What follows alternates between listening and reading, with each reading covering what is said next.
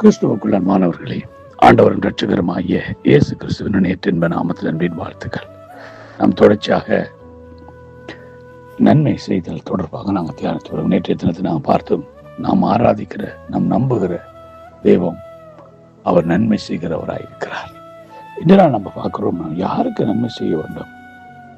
நல்லவர்களுக்கு நன்மை செய்வதா? நாம் நேசிக்கிறவர்களுக்கு நன்மை செய்வதா? யாருக்கு நன்மை செய்ய வேண்டும்? தாவீது தன்னுடைய வாழ்க்கையில தாவீதுக்கு மிகவும்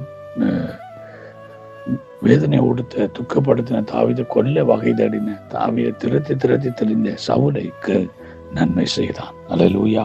எத்தனை தடவை தாவீதை கொலை செய்ய முயற்சித்த அந்த சவுலுக்கு தாவீது தொடர்ந்து நன்மை செய்து கொண்டே வந்தான். மரிக்கும் வரைக்கும் நன்மை செய்து கொண்டு வந்தான். அப்ப பார்க்கிறோம், 1 சாமுவேல் 24 அதிகாரம் 17 தொடக்கம் பார்க்கிறோம். தாவீதை பார்த்து, நீ என்னை பார்க்க நீதிமான், நீ எனக்கு நன்மை செய்த, நானோ உனக்கு தீமை செய்தேன். நீ எனக்கு நன்மை செய்ததை இன்று விளங்க பண்ணினாய்.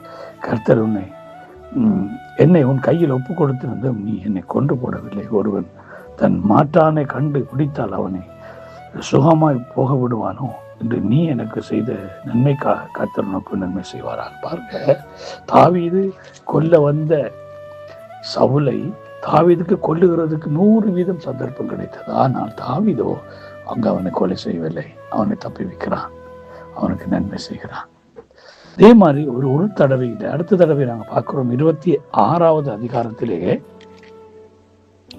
21வது வசனத்திலிருந்து பாபமா இருந்தா, அப்பொழுது சவுல், பாவம் செய்தேன், என் குமாரனாய் தாவீதே திரும்பி வா, என் ஜீவன் இன்றையத்தில் உன் பார்வைக்கு அருமையா இருந்தபடியாக நீ இனி உனக்கு ஒரு பொல்லாப்பம் செய்யேன். இதோ நான் மதிய என்றவன மகா பெரிய தப்பிதம் செய்தேன் என்றான். அதுக்கு தாவீது, இதோ ராஜாவின் ஈட்டி இங்கே இருக்கிறது, வாலிபன் ஒருவன் புறம் வந்து அதை வாங்கி கொண்டு போகட்டும். கர்த்தர்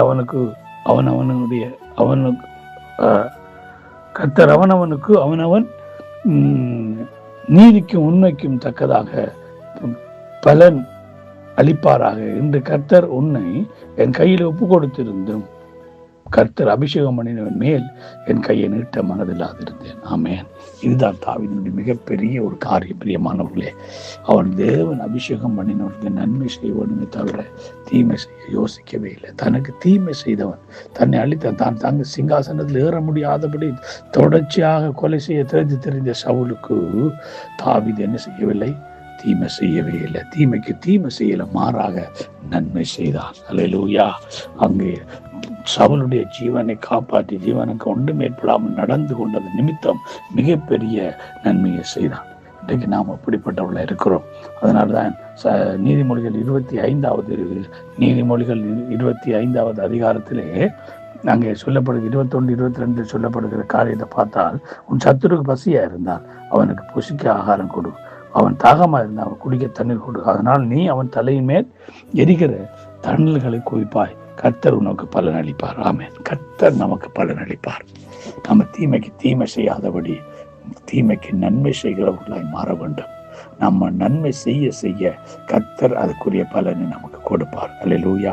ஆகவே இந்த காலவேளை நம்ம ஒவ்வொருவரும் நமக்கு சத்துருக்களாய் இருக்க, நமக்கு எதிர்த்துட்டு வருகிற ஒவ்வொருவருக்கும் நன்மை செய்கிறவர்களாய் மாறுவோம், நன்மை செய்வோம். கர்த்தர் நமக்கு செய்கிற நன்மைக்கு ஏற்ற பலனை பரலோகத்திலிருந்து அவரே எங்களுக்கு கொடுப்பார். ஆமென். God bless you. கர்த்தர் உங்களை ஆசீர்வதிப்பாராக.